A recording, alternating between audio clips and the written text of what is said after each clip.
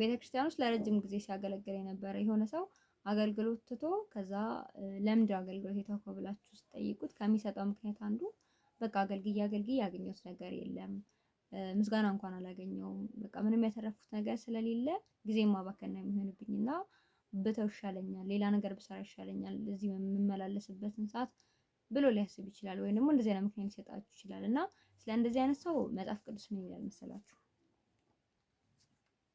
መጽሐፈ ሲራክ ምዕራፍ 11 ላይ የአገልግሎት ትርፍ ምንድን ነው? ከእንግዲህ ወዲህ የማገኘው መልካም ነገር ምንድን ነው አትበል ይላል። ይሄ ማለት አገልግሎት ስናገለግል እንደ ንግድ ወይም ደግሞ እንደ ሌላ ዓለማዊ እንቅስቃሴዎች ትርፍና ኪሳራችንን አስልተን ይሄን ባረግ ይሄን አገኛለሁ ብለን አይደለም ማገልገል ያለብን። በቃ እግዚአብሔርን ብቻ ነው ማገልገል ያለብን። የሚሰጠው እግዚአብሔር ነው። በምን አይነት መንገድ እንዴት እንደሚሰጠን ደግሞ አናውቅም።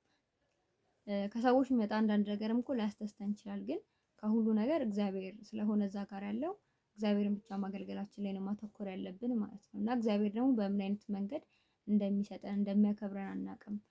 እና ደግሞ እኛ እንደ ሰው ይሄንን አገኛለሁ ብለን እንደ ትርፍና እንደ ኪሳራ ማስላት አይጠበቅብንም ማለት ነው። ሁሌም በእግዚአብሔር ቤት የሚደረግ አገልግሎት ትርፍ እንጂ ኪሳራ የለውም። እግዚአብሔር የታመነ አምላክ ስለሆነ፣ ስለዚህ እግዚአብሔርን በቅንነት ሁሌም እናገልግል።